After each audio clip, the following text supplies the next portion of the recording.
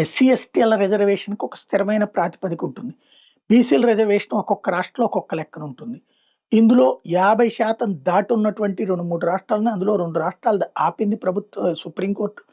ఒక్క తమిళనాడు రాష్ట్రం మాత్రం కొనసాగుతుంది. దాని మీదనే రివ్యూ జరుగుతుంది. ఇంకా స్పష్టత ఏమీ రాలేదు. అయితే ఓబీసీ రిజర్వేషన్‌లనేది మోడీ సర్కార్ వచ్చాక పెట్టారు. EWS economically weaker sections OCs ఎవరైతే రిజర్వేషన్‌లు పొందని వాళ్ళు ఉంటారో వాళ్ళకి రిజర్వేషన్ ఇచ్చేటటువంటి విధానం. అయితే దీంట్లో తీసుకొచ్చి ముస్లిములని కూడా పెట్టారు. కొన్ని చోట్ల బీసీల్లో పెట్టారు. ఆంధ్ర, తెలంగాణ, కర్ణాటకలో బీసీల జాబితాలో తీసుకొచ్చారు ముస్లిముల్ని కూడా.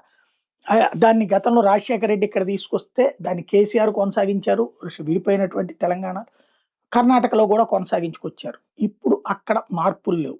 బట్ ఓబీసీ రిజర్వేషన్స్ విషయంలో ముస్లిములకి చేరుస్తూ నిర్ణయం తీసుకున్నది మమతా బెనర్జీ ఇదే ఉత్తరాఖండ్ ప్రభుత్వం, గతంలో కాంగ్రెస్ ప్రభుత్వం. అదేవిధంగా మన బెంగాల్లో కూడా అదే చేసుకొచ్చారు. సువేందు అధికారి ప్రభుత్వం మేము అధికారంలోకి వచ్చాక ముస్లింలకు ఇచ్చినటువంటి ఓబీసీ రిజర్వేషన్ తీసేస్తామన్నారు. అది సాధ్యం కాదని అందరూ భావించారు.